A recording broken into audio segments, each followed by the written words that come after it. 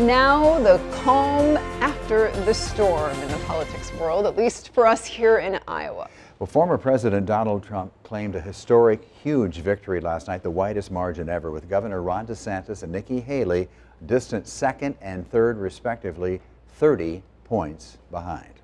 KWWL's Emily Moss joins us live in the newsroom now with what's next for the candidates after Iowa. Emily. Elizabeth and Ron, in just the last 24 hours, Asa Hutchinson and Vivek Ramaswamy have dropped out after their caucus performances. And today, Nikki Haley and Ron DeSantis are already making the rounds in New Hampshire, campaigning before their primary 1 week from today. KWWL political analyst Chris Lammer says right now it's unclear how they'll change their campaigns based off their performances here in Iowa.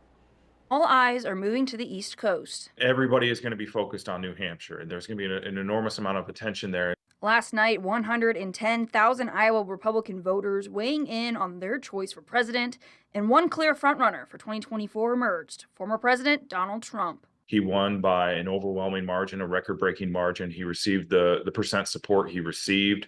Not only broke the 50% mark, but obviously broke the record for support in any caucus, Democrat or Republican. The DeSantis and Haley campaigns already responding to their own results as DeSantis takes second. Nikki Haley said only the top two from Iowa, go on to be viable. Well, guess what? We punched our ticket out of Iowa yesterday.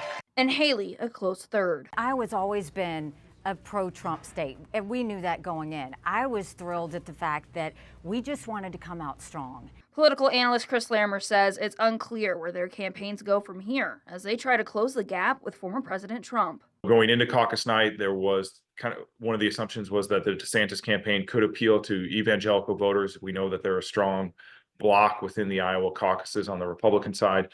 You see a similar dynamic in South Carolina where evangelical voters are a strong bloc within the Republican Party there. So it might make more sense for his campaign to focus on South Carolina rather than New Hampshire. For Haley, what's going to be interesting to watch is what does her language look like in New Hampshire? She's already been seen as someone who appeals to moderates, appeals to independents, and in the latest Des Moines Register poll had that appeal to Democratic voters as well. The Iowa caucus is narrowing down the field and giving a glimpse of what's yet to come this election cycle. This is the first step in the process, and this is a long process. Today, Nikki Haley said she will not participate in any more debates unless they are against former President Trump or current President Joe Biden. Haley and DeSantis were set to debate Thursday night in New Hampshire. Live in the newsroom, Emily Moss, News 7, KWWL. All right, very interesting. Thanks, Emily. And you can find the full results from the Iowa Republican caucuses right now on our website, kwwl.com.